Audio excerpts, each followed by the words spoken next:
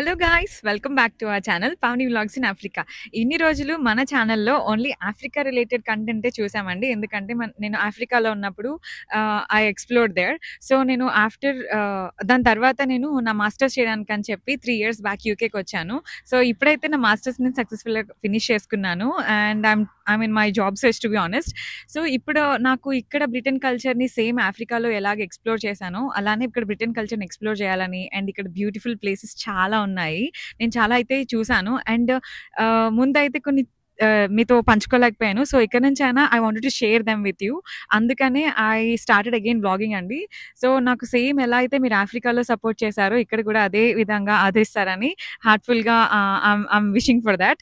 So, ఈరోజైతే మనము లండన్‌లో ఉన్న విక్టోరియా అండ్ ఆల్బర్ట్ మ్యూజియంకైతే వచ్చామండి. ఇక్కడ ఎక్స్‌ప్లోర్ చేద్దాము అండ్ ఇక్కడ ఈ మ్యూజియం ఎలా ఉంటుందో ఏంటో అని మొత్తం మీకు చూపించాలని నేనైతే అనుకున్నాను. సో, ఇప్పుడైతే మనము మొత్తం వీడియోలో చివరి వరకు చూడండి. Let's explore the Victoria and Albert museum.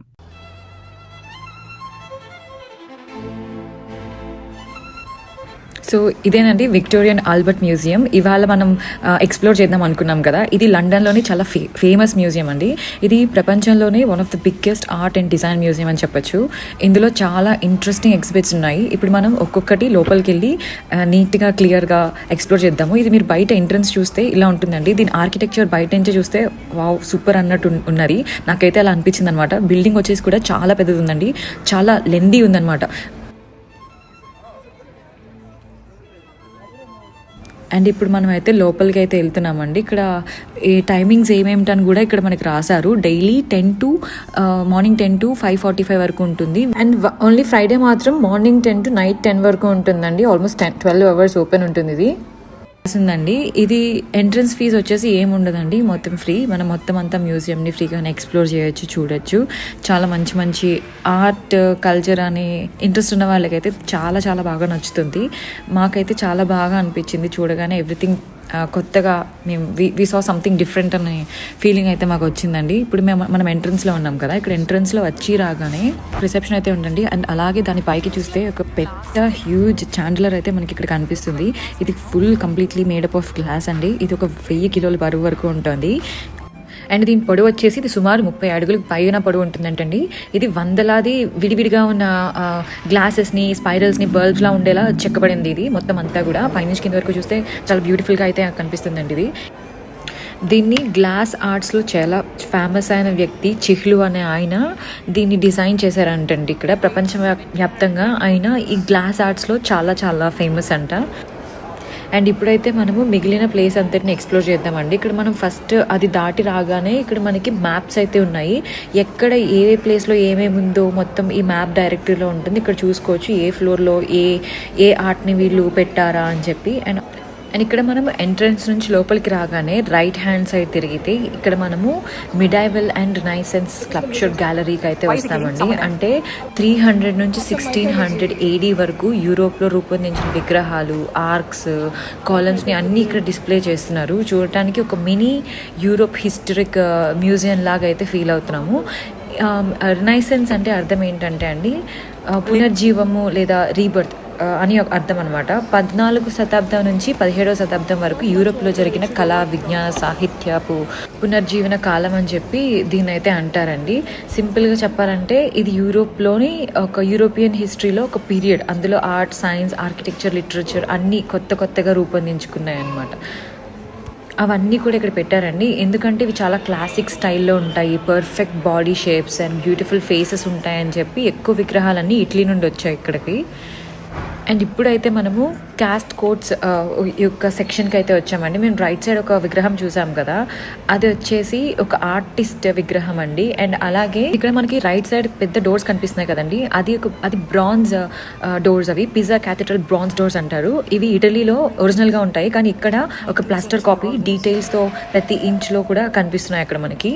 And ఇక్కడ మీరు చూస్తున్న ప్రతి ఒక్క విగ్రహము కూడా, ప్రతి ఒక్క ఆర్కిటెక్చర్ ఏదైతే ఇక్కడ మనకి పెట్టారో ప్రతిదీ కూడా it is something famous for some other things in Europe అండి. యూరోప్లో చాలా వీటిని ప్రత్యేకంగా చూడడానికి వెళ్తారు. అలాంటి ఒక వెరీ ఫేమస్ థింగ్స్ని వీళ్ళు ఇక్కడ ఒక మినీ ఆర్ట్ లాగా ఇక్కడైతే మనకి ఒక చిన్నవి వాటిని రెప్లికేట్ చేసి పెట్టారనమాట. ఇక్కడ మొత్తం ఈ సెక్షన్ అంతా కూడా అవేనండి. గిబర్టీస్ గేట్స్ ఆఫ్ ప్యారడైజ్ అని, అంటే పోర్టికో డిలా గ్లోరియా అని చెప్పి ఒక క్యాథడ్రల్ ఎంట్రన్స్ కానీ అవన్నీ కూడా ఇక్కడ పెట్టారండి.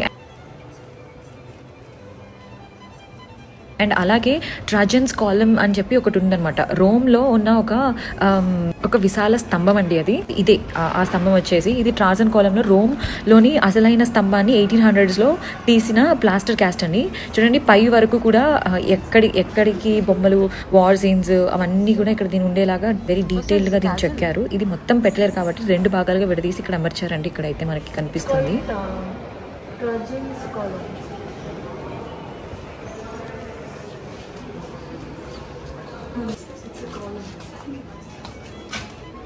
It's hollow inside. అండ్ ఇప్పుడైతే మనం ఇక్కడ శక్యముని బుద్ధ గోల్డ్ స్టాట్యూ దగ్గర ఉన్నామండి. ఈ మ్యూజియంలో ఇది ఒక సెక్షన్. శక్యముని అని ఎందుకంటారంటే ఇది శక్య డైనస్టీలో పుట్టింది అని అర్థం కాబట్టి దీన్ని శక్యముని అని బుద్ధ స్టాట్యూ అని అంటున్నారు. ఇది మొత్తం టిబెట్ లేదా నేపాల్ ఇన్ఫ్లుయెన్స్తో చేసిందని అంటారండి. అండ్ 17th 18th సెంచరీ మధ్యలో తయారై ఉండొచ్చు అని అన్నారు. ఈ విగ్రహం మొత్తం ఒరిజినల్ గోల్డ్తో అయితే కాదండి, గిల్డెడ్ బ్రాంజ్తో చేశారు. పైన ఏమో గోల్డ్ లీఫ్ కోటింగ్ అయితే ఇచ్చారు. దీనికి గోల్డ్ కలర్ ఫినిషింగ్ అనమాట. అండ్ ఇది గోల్డ్ కలర్ ఫినిషింగ్ ఎందుకు ఇచ్చారంటే అది ప్యూరిటీ అండ్ ఎన్లైటన్మెంట్కి సంకేతంగా ఉంటుందని చెప్పి ఆ కలర్ యూజ్ చేశారంట. అండ్ ఇక్కడ ఇప్పుడు మీరు చూస్తున్న సెక్షన్ వచ్చేసి కొరియన్ అండ్ చైనీస్ సెక్షన్ అండి. అండ్ ఇక్కడ చైనీస్ వాళ్ళు, కొరియన్ వాళ్ళ దుస్తులు ఎలా ఉంటాయి, వాళ్ళ ప్లేట్స్ కానీ, వాళ్ళ డిన్నర్ సెట్స్ కానీ, అండ్ వాళ్ళ కల్చర్ని అంతా రిప్రజెంట్ చేసి ఇక్కడైతే ఈ సెక్షన్ ఉందండి. ఇది మాకు అంత ఇంట్రెస్టింగ్గా అనిపించలేదు. సో ఇది మేము చక్క ఫినిష్ చేసుకుని వేరే సెక్షన్కి అయితే వెళ్ళిపోయాం, ఎందుకంటే చాలా చూసేది ఉంది కాబట్టి ఇంకా. అండ్ అక్కడి నుంచి మేము బయటికి రాగానే మళ్ళీ మాకు ఈ కాస్ట్ కోడ్స్ విగ్రహాలన్నీ కనిపించాయండి. యూరోప్లో ఏదైతే ఉన్నాయో అవన్నీ ఇక్కడ పెట్టారని చెప్పాను కదా. ఇవి చూస్తూ మనం యూరోప్ అయితే ఒక ఫ్రీ ట్రిప్ మినీ ట్రావెల్ చేసినట్టు అయిపోయింది. ఎందుకంటే అక్కడ ఉన్న ఒరిజినల్ స్కల్ప్చర్స్ అన్నీ కూడా ఇక మినీ ఒక ఆర్ట్ రెప్లికేషన్లో మనకైతే ఇక్కడ చూపించేస్తున్నారు కాబట్టి వీళ్ళు. అండ్ ఈ ఆర్ట్స్ని చాలా మంది ఆర్టిస్ట్ ఇక్కడే ఉండి డ్రా చేస్తున్నారండి. మర్చెండైజ్ షాప్ ఇక్కడ. ఇది మ్యూజియం ఎంట్రన్స్ అండ్ ఎగ్జిట్ మధ్యలో ఉందండి. ఇక్కడ books, art prints, home decor, jewellery, stationery అని చాలా క్లాసీగా ఉన్నాయి. కొన్ని ఐటమ్స్ అయితే బ్రిటిష్ రాయల్ కలెక్షన్స్ ఇన్స్పైర్డ్గా డిజైన్ చేశారు. ఇవి గిఫ్ట్స్గా కూడా సోవెనీర్స్గా కూడా పర్ఫెక్ట్గా ఉంటాయని అనిపించింది. చిన్న పోస్ట్ కార్డ్స్ దగ్గర మ్యాగ్నెట్స్ నుంచి అవి 2 pounds నుంచి స్టార్ట్ అయ్యండి. బుక్స్ అలాంటివి అయితే ఇక్కడ 10 pounds 30 pounds వరకు ఉన్నాయి. అండ్ జ్యువెలరీ అయితే 20 pounds నుంచి 100 pounds వరకు ఉన్నింది. కొన్ని స్పెషల్ రెప్లికాస్ అయితే ఉన్నాయండి. వాటి ధర అయితే చాలా ఎక్కువ ఉంది, ఎందుకంటే ఇవి చాలా లిమిటెడ్ ఎడిషన్స్ ఉంటాయి కాబట్టి. అండ్ ఇప్పుడైతే మనం మ్యూజియంకి ఎగ్జాక్ట్గా మధ్యలో ఉన్న ఒక చిన్ని మినీ గార్డెన్కి అయితే మనం వెళ్తున్నామండి. ఇదే ఆ గార్డెన్. ఇది వచ్చేసి మ్యూజియంలో వచ్చిన ప్రతి ఒక్క విజిటర్కి రిలాక్స్ అయ్యేలాగా ఫోటోగ్రఫీ చేయడానికి ఒక పర్ఫెక్ట్ స్పాట్ అని అయితే అనొచ్చు. గార్డెన్ని జాన్ మెక్స్ అస్లన్ ప్లస్ పార్ట్నర్స్ అయితే డిజైన్ చేశారండి. దీన్ని జాన్ మెడ్స్కీ గార్డెన్ అని కూడా అని అంటారు. ఇక్కడ మధ్యలో ఒక చిన్ని పూల్ ఉంటుంది, అక్కడ పిల్లలు ఆడుకుంటున్నారు సమ్మర్ కాబట్టి. అందులో మంచి వాటర్ ఉంది, అందరూ పీస్ఫుల్గా అట్మాస్ఫియర్ని ఎంజాయ్ చేస్తున్నారు. కలర్ఫుల్ ఫ్లవర్స్ ఉన్నాయి and beautiful structures around the garden. So everybody are enjoying here. And ఈ గార్డెన్ చుట్టూ చిన్న బెంచెస్ ఉన్నాయండి. లోపల కెఫే ఉంటుంది కదా, అక్కడ ఫుడ్ కూడా ఉంటుంది.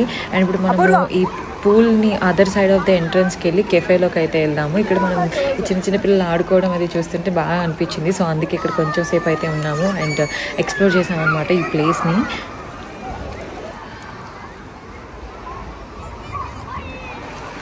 ఇప్పుడైతే మనం పూల్కి అదర్ సైడ్ వెళ్తున్నామండి. అటువైపు వెళ్ళి అక్కడ లోపల ఏం సెక్షన్స్ ఉన్నాయి అవన్నీ ఎక్స్ప్లోర్ చేద్దాము. వెళ్ళే ముందు నాకు స్టార్టింగ్లో ఇక్కడ ఒక ఆమె కనిపించింది అనమాట, ఎంట్రన్స్ మ్యాప్ డైరెక్టర్ దగ్గర. వాళ్ళు ఏంటంటే మ్యూజియంకి వాలంటీర్గా కొంతమంది ముసలి వాళ్ళు వర్క్ చేస్తారండి. అందులో ఒక ముసలామ చాలా బాగా నాకు నీట్గా ఎక్స్ప్లెయిన్ చేసింది. ఏమనంటే నేను అడిగానంటే ఈ మొత్తం మ్యూజియంలో ఏవి కొన్ని పర్టికులర్గా బాగుంటాయి చూడడానికి, మొత్తం అంతా చూడలేము కదా వన్ డేలో, నాకు కొన్ని ప్లేసెస్ చెప్పు చూస్తాను డైరెక్ట్గా అన్నాను.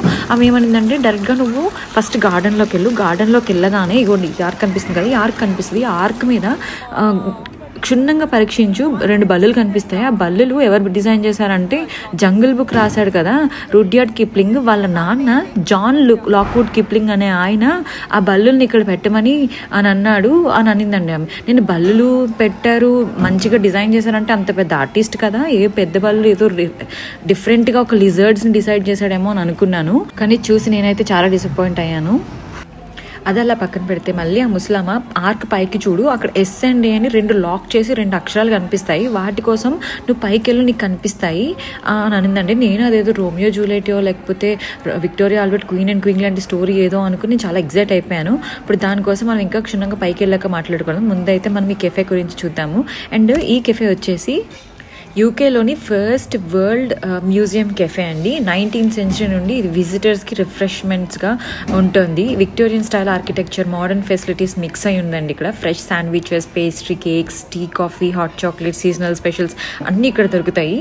ఇది వచ్చేసి ఆఫ్టర్నూన్ టీకి ఇది చాలా చాలా స్పెషల్ అండి, ఎందుకంటే ఇక్కడ freshly baked scones with cream and jam serve చేస్తారంట.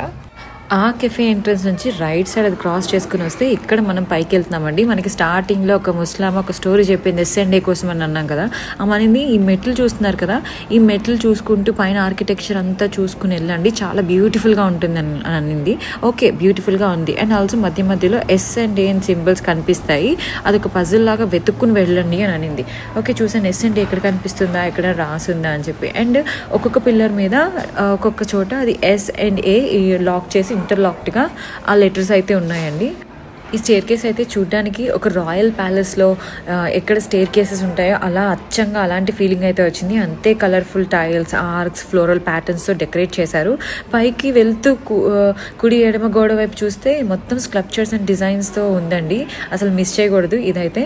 అండ్ అలాగే what's the secret behind the S&A అని చెప్పి నేను ఇక్కడ చూశానండి. అక్కడ ఏమైందంటే స్టేర్ కేస్ ఎక్కిన తర్వాత రైట్ హ్యాండ్ సైడ్ చూడు, రైట్ హ్యాండ్ సైడ్ ఒక ప్లకార్డ్ ఉంటుంది, దాని మీద నీకు హిస్టరీ రాసి ఉంటుంది. 1857లో ఈ బ్రిటిష్ మ్యూజియం నిర్మిస్తున్నప్పుడు ఇది స్కూల్ ఆఫ్ సైన్స్ అండ్ ఆర్ట్స్కి పునాదిగా నిలిచిందంటండి. అప్పుడు 1860లో ఫ్రాన్సిస్ మూడీ తను వాళ్ళ స్టూడెంట్స్ కలిపి ఈ స్టేర్ కేస్ని అయితే నిర్మించారంట. అందుకే దీనికి S అంటే సైన్స్ అని, A అంటే ఆర్ట్స్ అని, S&Aని ఈ ప్రతి చోట వాళ్ళు చెక్కుకున్నారు. అంతేనండి దాని హిస్టరీ. నేను ఇంకేందో ఉంటుందని ఆశ్చర్యపడ్డాను, బట్ ఇట్స్ ఓకే. ఇక్కడ మనము ఇప్పుడు చూడబోతున్న సెక్షన్ పేరు వచ్చేసి సిల్వర్ గ్యాలరీ సెక్షన్ అండి. ఇది మ్యూజియంలోనే one of the most famous collections అన్నీ ఇక్కడ ఉన్నాయి. అప్పట్లో క్వీన్స్ అండ్ కింగ్స్ వాళ్ళు యుటెన్సిల్స్ అన్నీ గోల్డ్ అండ్ సిల్వర్తోనే వాడేవారంట. అండ్ డిజైన్స్ చూస్తే ఒక్కొక్కటి మతిపోతుందండి, అంత చక్కగా, చాలా డీటెయిల్డ్గా, చాలా బాగా చెక్కారు అప్పుడు డిజైనర్స్ అందరూ కూడా. ఎంత గొప్ప కళాకారులు అని చెప్పి మతిపోతుంది, ఎందుకంటే ఆ డిజైన్స్ అంత చక్కగా ఉన్నాయి. వీటన్నిటినీ అప్పట్లో ఒక 300 ఏళ్ళ నుంచి 400 ఏళ్ళ క్రితం వరకు రాయల్ ఫ్యామిలీస్ అన్నీ వాళ్ళ స్పెషల్ ఒకేషన్స్కి వాడేవారంటండి. ఇక్కడున్న ప్రతి ప్లేట్, కప్పు పైన డీటెయిలింగ్ చూస్తే చాలా చాలా అద్భుతంగా ఉంది, అసలు అన్బిలీవబుల్. ఎందుకంటే ఇమాజిన్ చేయండి, ఆ టైంలో ఇవన్నీ ఎంపరర్స్ టేబుల్ మీద ఉండేవంట. ఇవన్నీ కూడా ఇంగ్లాండ్, ఫ్రాన్స్, జర్మనీ దేశాల నుంచి తీసుకొచ్చి ఇక్కడ పెట్టారండి. ఇవన్నీ కూడా ఏంటంటే అప్పట్లో రాయల్ సిల్వర్ స్మిత్స్ చేత చేయబడింది. సిల్వర్ స్మిత్స్ అంటే మీకు సింపుల్గా చెప్పాలంటే రాజ సంస్థలకు వెండి వస్తువులు తయారు చేసే కళాకారులండి. రాజులకు, రాణులకు ప్రత్యేకంగా వెండి మరియు బంగారు పాత్రలు, పళ్ళాలు, ఆభరణాలు తయారు చేసి ఇచ్చేవారంట. వాళ్ళని నిపుణులని వాళ్ళ దగ్గర ఉంచుకునేవారంటండి. వీరు రాజరికం కోసం పనిచేసే ప్రత్యేకమైన కృషివంతులని చెప్పగలుగుతాము. వాళ్ళు ఎంతో సున్నితంగా, ప్రామాణికంగా ప్రతి వస్తువుని చేతితో తయారు చేస్తారంట. ఎందుకంటే ఒక్కొక్క డిజైన్కి ఎంత డీటెయిల్ ఇచ్చారంటే వాళ్ళు అసలు రాయల్ స్టేటస్ని, ఆ ప్రెస్టేజ్ని ఒక్కొక్క డిజైన్లో మనం చూడొచ్చు. ఇవన్నీ కూడా 16వ శతాబ్దం నుంచి 18వ శతాబ్దం మధ్యలో రాణులు వాడిన వస్తువులు అంటండి ఇవన్నీ ఇంగ్లాండ్, ఫ్రాన్స్, జర్మనీ వంటి దేశాల్లో కళాకారులు తయారు చేసినవంట. వీళ్ళ దేశంలో తయారు చేసినవి అయితే కొన్ని పక్కన దేశం నుంచి తెచ్చుకున్నవి కొన్ని, అంటే తెచ్చుకోవడం అంటే అన్అఫీషియల్గా తెచ్చుకున్నారు అనుకోండి. మరి ఈ క్లాక్ని ఎక్కడి నుంచి తెచ్చారో తెలియదు కానండి, ఇది చూడడానికి మాత్రం చాలా చాలా అందంగా ఉంది. దానిపైన ఉన్న చెక్కుడు అది కూడా అద్భుతంగా ఉంది. అండ్ ఆ క్లాక్ ఏ సమయంలో సూర్యుడు వస్తాడు అని కూడా దాని మీద కనిపిస్తుంది. ఇక్కడ మనకి చూస్తున్నాం కదండి, ఒక పెద్ద బాండి ఆకారంలో కనిపిస్తుంది, చాలా మంచి నీట్ డిజైన్స్తో ఉంది. ఇదేంటంటే వైన్ కూలర్ అండి. అప్పట్లో దీన్ని రాజులు, రాణులు వాళ్ళ ఫంక్షన్స్కి, ఏదైనా వాళ్ళ అతిథులు వచ్చినప్పుడు అలాంటి సమయాల్లో డిన్నర్స్కి దీన్ని వాడేవారంట. ఎంత రాయల్ లుక్ ఉందంటే అండి, ఇది మొత్తం కంప్లీట్గా టాప్ టు బాటమ్ అంతా కూడా ప్యూర్ సిల్వర్తో చేసిందంట. దీన్ని ఫ్లోరల్ డిజైన్స్ కానీ, ప్యాటర్న్స్ కానీ చాలా చాలా లగ్జూరియస్గా ఉన్నాయి. అప్పట్లో దీన్ని వాళ్ళు కేవలం ఉపయోగించడానికే కాదంటండి, ఇది ఒక ప్రెస్టేజ్ సింబల్గా కూడా దాన్ని వాడేవారంట. ఎందుకంటే రాయల్ బ్యాంకెట్స్లో వీటిని టేబుల్ మీద పెట్టినప్పుడు అందరూ దీన్నే వింతగా విచిత్రంగా చూస్తారు కదా, ఎందుకంటే ఇది అంత ముద్దుగా ఉంది. అప్పుడు వచ్చిన గెస్ట్లందరూ వావ్ ఎంత లగ్జరీ అని అందరూ అడ్మైర్ చేస్తారు కదా, అది రాయల్ ఫ్యామిలీస్ యొక్క ఇంటెన్షన్. పూర్తి కూలర్ చుట్టూ ఫ్లోరల్ ప్యాటర్న్స్ ఉన్నాయండి. వాటిల్లో రోజెస్, తులిప్స్, వైన్ లీవ్స్ అన్నీ కూడా చాలా చక్కగా అమర్చబడినాయి. ఇక్కడ మనకి కనిపిస్తున్న ఒక్కొక్క వస్తువు ఒక్కొక్క దేశ ప్రత్యేకత అండి. ఇక్కడ తెచ్చిన సిల్వర్ అండ్ గోల్డ్ వస్తువులు అన్నీ కూడా కేవలం వీళ్ళవైతే అస్సలు కాదు. ఎందుకంటే వీటిని ఫ్రాన్స్ నుంచి తెచ్చారు. ఫ్రెంచ్ రాయల్ కలెక్షన్స్ ఉన్నాయంట. అంటే లూయిస్ 14 సన్ కింగ్ అనే కాలంలో సిల్వర్ ప్లేట్స్, గోబ్లెట్స్ అవి ఎక్కువ వాడేవారంటండి. రొకోకో స్టైల్ అంటే చాలా స్పైరల్ డిజైన్స్ అలాంటివన్నీ వాళ్ళ స్టైల్ అంట. కొన్ని యుటెన్సిల్స్ మీద వాళ్ళ కింగ్స్ పేర్లు, వాళ్ళ రాయల్ సింబల్స్ అలాంటివి ఉండేవంటండి. అలానే కొన్ని ఇటలీ నుంచి తెచ్చినవి ఉన్నాయంటండి. 15వ శతాబ్దం నుంచి 16వ శతాబ్దంలో ఇటలీలో రిచ్ ఫ్యామిలీస్లో బ్యాంకెట్స్లో వాడిన గోల్డ్ ప్లేటెడ్ బౌల్స్ కానీ, కప్స్ కానీ, and mythological scenes, classic god engravings ఉన్నవి, అండ్ ఫ్లారెన్స్, వెనిస్ నుంచి యుటెన్సిల్స్ కలెక్షన్స్ కూడా ఇక్కడి నుంచి తెచ్చారంటండి. ఇదంతా కూడా ఇటలీలో ఒకనొక పీరియడ్ ఉంటుందంటండి.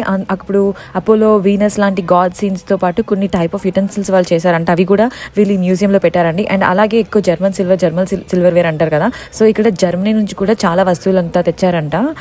17th సెంచరీలో సిల్వర్ క్రాఫ్ట్స్మెన్షిప్ చాలా ఫేమస్ అంటండి. అక్కడ ఎలాబొరేటెడ్గా వైన్ కప్స్, యానిమల్ షేప్స్తో మౌల్స్ చేసిన వెజల్స్, ఇవన్నీ కూడా రాయల్ డిన్నర్స్లో యూనిక్ అట్రాక్షన్ అంట అప్పుడు జర్మన్లో. సో అవి కూడా తెచ్చి వీళ్ళ ఎగ్జిబిషన్, వీళ్ళ మ్యూజియంలో పెట్టుకున్నారండి. అండ్ అలానే ఇంపీరియల్ రష్యన్ సిల్వర్ అని చెప్పి సార్ ఫ్యామిలీ స్పెషల్ ఒకేషన్స్ కోసం అని సిల్వర్ క్రాఫ్ట్స్ మ్యాన్ కొన్ని variety of large serving trace కానీ, ఆఫ్టర్నూన్ టీస్కి కానీ ఆర్థోడాక్స్ క్రాస్ సింబల్స్ వేసి డబుల్ హెడెడ్ ఈగల్ క్రెస్ట్ అని ఇలాంటివన్నీ పెట్టేవి ఉంటారంటండి.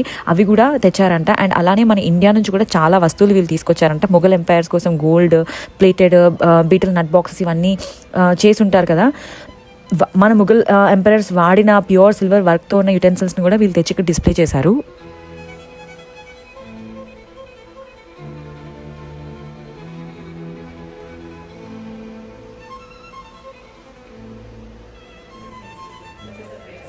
అండ్ మరియు వీళ్ళు టర్కీ ఎంపైర్ నుంచి కూడా తెచ్చారంటండి కొన్ని అరబిక్ క్యాలిగ్రఫీతో డిజైన్స్ చేసినవి, ప్యాటర్న్స్ ఉన్నవి, అలాంటి వస్తువులు కూడా మనకి ఇక్కడ కనిపిస్తున్నాయి కదా.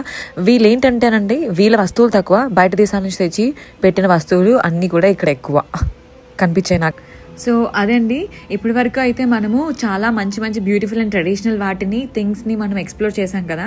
ఇంకా చాలా వింటేజ్ పీసెస్ చూసాము అండ్ ఇంకా చాలా యూనిక్గా కూడా ఉన్నాయని అనిపించింది నాకైతే. But this is just the beginning of the Victorian Albert museum అండి. నెక్స్ట్ వీడియోలో will dive more into the jewellery section. రాజులు వేసుకునే జ్యువెలరీ ఆ కాలంలో ఎలా ఉందో చూడాలని నాకైతే చాలా ఆసక్తిగా ఉంది, మీకు కూడా ఉందని అనుకుంటున్నాను. సో ఒక్కొక్క పీస్ ఒక్కొక్క కళారత్నంలా ఉంటుందండి. ప్లస్ మనం ఇంకా ఈ గ్యాలరీలో ఉన్న చాలా స్టన్నింగ్ థింగ్స్ని మనం ఎక్స్ప్లోర్ చేద్దాము. సో మీకు ఈ వ్లాగ్ నచ్చింది అనుకుంటే please like, share and subscribe and bell icon press చేయండి. అండ్ నెక్స్ట్ వీడియో తప్పకుండా చూడండి, ఎందుకంటే అక్కడ we're going to explore the jewellery.